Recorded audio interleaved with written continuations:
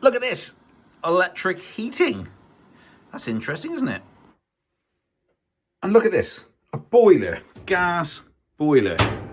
What am I getting at here? Well, at work, I have had installed this system here, which has been in now for a couple of months, and it's put in at the best time, but worst time possible for solar.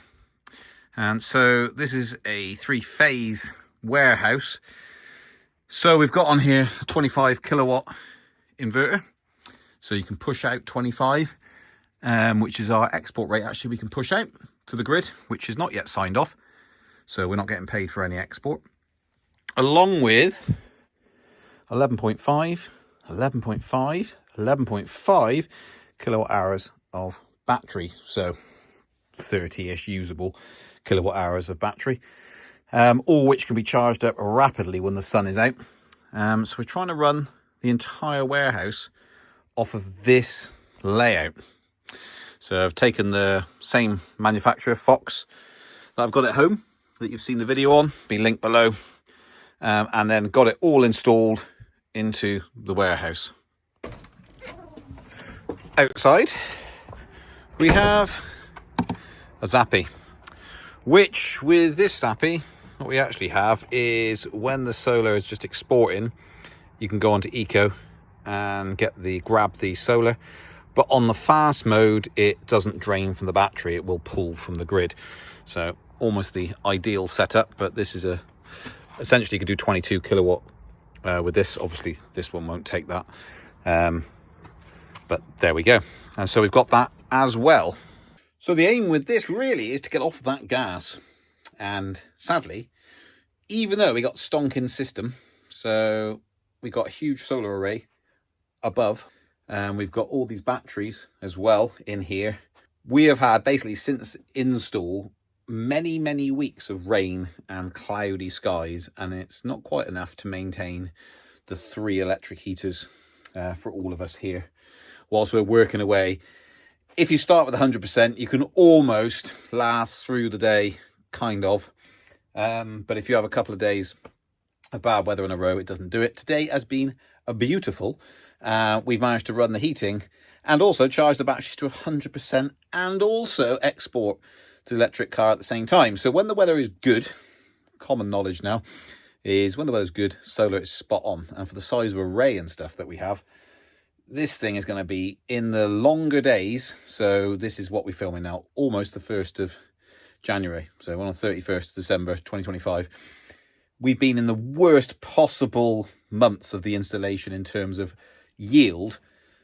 But from here on out, it's a good job we didn't get it installed in summer. We should hopefully get our export rate, which is about 12p a kilowatt hour, once we get going.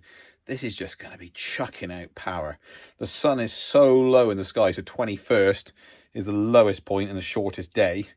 And even now, like today, when the solar was pumping out 12 kilowatt out of a maximum, I think 35 kilowatt potential peak, even in this weather. So we're going to be throwing out a lot of power when we get the longer days and the sunnier weather. So quite looking forward to that. I thought I'd do a quick update because this is actually, let me lean on something to hurt my arm. This is actually a commercial install. So obviously got the one at home where we've got 56 kilowatt hours of battery storage. And then 3 is essentially 2 inverters stroke 3 inverters, which you've seen before. And say, go and check the video out. This is a commercial install. So that's what it looks like. Still the same story though. Poor weather, really bad yield, not enough to run the heat in. So what we're trying to do is like a hybrid model.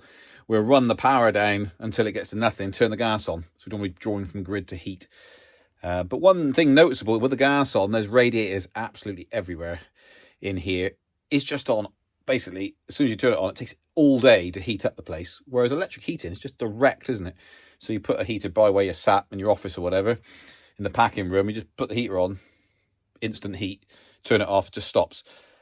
Nothing else to say really in that regard. Just turn the electric heating on, very efficient. But of course, it takes a lot of power to be able to do that.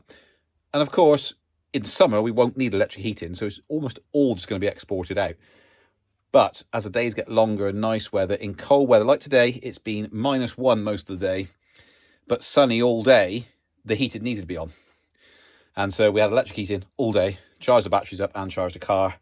Well, a little bit, 5 kilowatt hours or something of power went in. And so it worked really, really well today. As I say, it's one of the shortest possible periods of time. So it's actually looking positive for this.